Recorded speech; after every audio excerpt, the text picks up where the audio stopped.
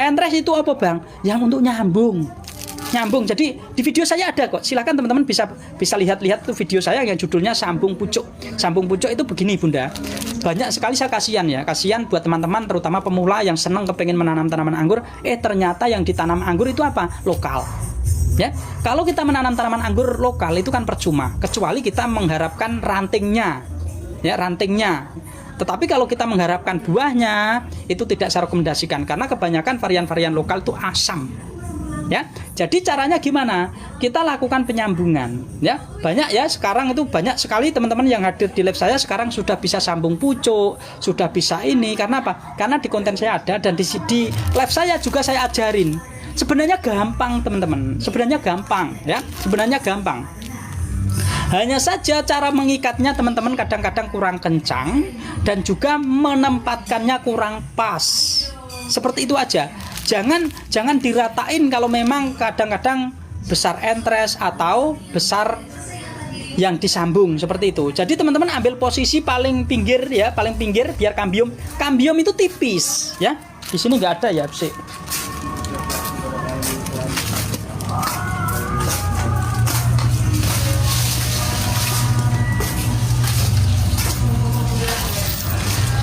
Saya nggak pakai ini teman ya. Kambium pada batang ini sebenarnya tipis teman-teman. Kambium tuh di sini loh. Nah, ya, kambium itu di sini. Tipis banget, ya. Tipis banget, bukan di batang, tetapi di dalam di lapisan batang dengan kulit, ya. Assalamualaikum, selamat pagi. Waalaikumsalam warahmatullahi wabarakatuh. Jadi kambium itu tipis teman-teman. Ketika kita kelupas seperti ini kulitnya, itu dia di antara ini, perekat ini, ya, kelihatan nggak? Di perekat ini sama ini. Jadi teman-teman harus bisa memastikan posisinya itu nempel ini, nempel, ya. Jangan ditaruh di tengah-tengah. Kalau di tengah-tengah gagal karena ya seperti itu. Ini penting sekali buat teman-teman kalau mau belajar nyambung. Ini pokoknya di sini, ya. Kita harus tahu kambium. Kambium pada tanaman anggur itu tipis, tetapi kalau muda itu lebih lebar lagi. Karena muda ini kambiumnya masih menyebar. Jadi kita sambung tuh gampang lengket, ya. Maka kalau teman-teman ingin melakukan penyambungan, saya sarankan sambungannya yang batangnya masih hijau, muda, itu lebih bagus. Ya, jadi teman-teman, kalau besar entresnya gimana? Kalau besar entresnya teman-teman bisa entresnya digeser atau yang dibelah entresnya. Ya, kalau teman-teman dapat entres lebih besar, itunya kecil, entresnya yang dibelah, ya, terus yang disambung yang disisip. Nah, entresnya jadi masuknya begini. Kalau kita ini kan modelnya gini, tetapi kalau teman-teman mau entresnya kok yang besar, berarti dibalik gini. Entresnya yang dibelah. 2 paket tolong dong kasih entres nggih. Bang petani vanili, nanti DM ya. Aku takutnya lupa abangku. Nanti biasanya saya tuh admin saya melakukan pengecekan, ya, pengecekan akun. Nanti siapa yang minta gitu ditulis. Yang minta. Nanti saran saya buat teman-teman, kalau hanya minta dengan kondisi live itu biasanya tidak di ACC. Kenapa? Karena biasanya lupa. Kan buat teman-teman ya, habis CO kepengen dapatkan bonus DM gampang kok teman-teman, tinggal klik foto profil, di situ ada tulisan pesan, "Bang, aku sudah beli pupuk." Gitu aja udah. Atau, "Bang, aku minta bonus entresnya." Seperti itu aja. Syukur-syukur dikomplitin biar tidak ngeceknya terlalu jauh. "Bang, aku sudah beli pupuk pembuahan. Kasih bonusnya dong." Gitu ya, teman-teman ya. Ya. Lupa tak jiwet, ojo ngono ra. Ya, ojo ngono ra, Bang, ya. Gitu abang ya. Jadi DM abang biar genah ngono loh. Aku kadang-kadang juga banyak mencari akun teman-teman. Akun itu kadang-kadang begini abangku, ya. Abang coba saya kepengen tahu ID-nya abang. Masih sama. Ada akun yang namanya siapa, ID-nya siapa. Jadi aku bingung. bingung. Maka dari itu kalau DM kan nanti langsung saya telusuri, tek tek tek tek gitu. Oh, merekomendasi jenis apa yang buahnya gede, penak perawatannya. Sanskerta bagus, Everest bagus, rasanya manis. Apalagi kalau teman-teman lakukan pemupukan yang tepat, rasanya luar biasa. Di tempat saya tuh Everest ya teman-teman, itu nggak pernah berhenti berbuah. Di pangkas pendek juga mau, pangkas panjang juga mau, karena memang itu melalui tahapan-tahapan yang benar-benar saya sesuaikan, baik itu media tanam dan pemupukan. Itu rasanya kalau teman-teman saya datang ke tempat saya, itu ngicipin, loh mas, Everest kamu rasanya kok beda? Nah, karena apa? Karena pemupukannya penting ya. Everest itu kan cenderung berair dan agak ini ya kandungannya. Tetapi di tempat saya itu renyah teman-teman. Bang, daun tua anggur saya gosong, pucuknya juga mengkerut dan gosong. Pinggir OD bukan. Ini bisa jadi karena terjadi kalau OD itu kemarin kita melakukan pemupukan. Coba sebelumnya dilakukan pemupukan atau apa? Pupuk untuk rumput laut Garsila. Aku nggak tahu ya Bunda, aku belum pelajari. Ya, saya masih polos teman-teman, belum pelajari. Saya belum tahu Bunda. Nanti coba Bunda bisa browsing ya. Kalau saya nggak tahu teman-teman ya. Aku nggak tahu kalau masalah rumput-rumput teman-teman ya.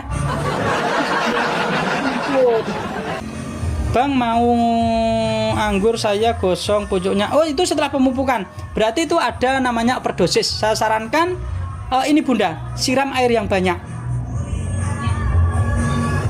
Ya, siram air yang banyak.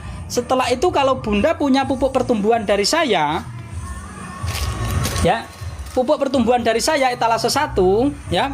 Caranya pupuk pertumbuhan saya ini saya bungkus seperti ini, ya. Pupuk pertumbuhan saya etalase 1, ini pupuk saya itu serbaguna teman-teman. Untuk mengobati, untuk menangani masalah-masalah pertumbuhan. Ya. Ketika tanaman itu kemarin itu mengalami overdosis, maka kita gunakan penyiraman jenuh selama sehari atau 2 hari. Setelah itu jangan disiram. Ya, setelah habis kita jenuh jangan disiram, tetapi lakukan pemupukan menggunakan ini. Kalsium. Ya. Nah, ini isinya kan 2 di dalamnya gini. Ini 1 pieces di 1 bungkus ini dilarutkan dengan air 5 liter. Siramkan. Setelah itu jangan disiram lagi. Ya, setelah itu jangan disiram lagi. Kenapa, Bang? Karena ketika overdosis itu terjadi pembusukan pada akar karena akar panas. Nah, seperti itu. Kalau teman-teman disiram terus, nanti medianya itu semakin lembab, terjadi pembusukannya semakin parah. Kenapa kok malah dipupuk lagi, Bang? Ini kalsium, teman-teman. Ini kalsium. Nutrisinya bertujuannya apa? Untuk menyetabilkan pH tanah dan untuk menghindari pembusukan pada akar. Ya, untuk menghindari pembusukan pada akar sehingga nanti habis dipupuk ini jangan disiram lagi. Kapan kita mulai menyiram lagi? Ketika tumbuh tunas baru. Ya, seperti itu. Setelah tumbuh tunas baru yang sisanya ini nanti dikocorkan dengan air 5 liter, kita kocorkan. Itu pupuk pertumbuhan saya etalase 1 ini serbaguna untuk apa? Untuk menangani masalah-masalah tersebut. Ya, buat teman-teman yang baru masuk di live saya atau belum order pupuk saya, pupuk etalase 1 saya, pupuk pertumbuhan ini juga bisa untuk mengatasi masalah-masalah tanaman teman-teman semua. Seandainya tanaman teman-teman, aku sudah menanam lama, Bang. Sudah 3 tahun. Kok pertumbuhannya nggak bagus? Ya, mungkin kalau teman-teman begitu saya tanya tentang media tanamnya. Setelah itu akan saya tanyakan selama ini dipupuk apa. Dan saya rekomendasikan biasanya pupuk ini. Pupuk ini nanti kalau teman-teman mau mengatasi seperti itu, dimasukkan ini seperti kita menangani overdosis. Ya, kita perbaiki dulu media tanamnya supaya pH-nya stabil. Sebagus apapun pun nutrisi yang kita berikan, jika tanaman tersebut pH-nya di bawah yang diinginkan tanaman itu sendiri, biasanya kalau di bawah itu di bawah 6, ya, maka tanaman anggur itu tidak bisa menyerap nutrisi secara maksimal. Jadi pupuk ini sia-sia saja, hanya mengendap di bawah. Hanya mengendap di bawah, tidak bisa terserap. Ya, yang terserap biasanya hanya air saja. Seperti itu teman-teman. Ya, ini penting sekali ketika teman-teman belajar tentang pemupukan. Jadi ketika kita menangani tanaman anggur kita yang overdosis, itu siram jenuh, ya siram banyak lah sampai ngocor-ngocor. Itu setelah itu jangan disiram lagi. Kalau teman-teman tetap disiram lagi, pembusukannya semakin parah. Ya. Tujuan kita melakukan penyiraman itu mengeluarkan nutrisi yang ada di media tanam itu. Bang, itu menyiram pakai air pump boleh, soalnya air pump mengandung kaporit, ya. Buat teman-teman nggak apa-apa kok, kaporitnya kan hanya sedikit, ya. Kalau untuk menanam sistem konvensional itu masih aman. Yang biasanya berisiko itu ketika kita menanam dengan sistem hidroponik, ya, hidroponik. Karena apa? Karena nanti kita bisa dinetralkan oleh tanah itu sendiri. Tetapi kalau teman-teman kepengen hasilnya lebih bagus, saya sarankan teman-teman itu menggunakan tower atau menggunakan endapan, ya. Jadi ketika air pump itu masuk, itu diendapkan dulu, besok dipakai, ya. Besok itu dipakai. Jadi caranya seperti itu. Biasanya untuk menangani untuk kaporit itu caranya seperti itu. Air yang dari pump itu teman-teman bisa endapkan selama berapa? Selama 3 hari atau berapa nanti kita gunakan. Jadi kita teman-teman punya tampungan, punya penampungan untuk menyiram.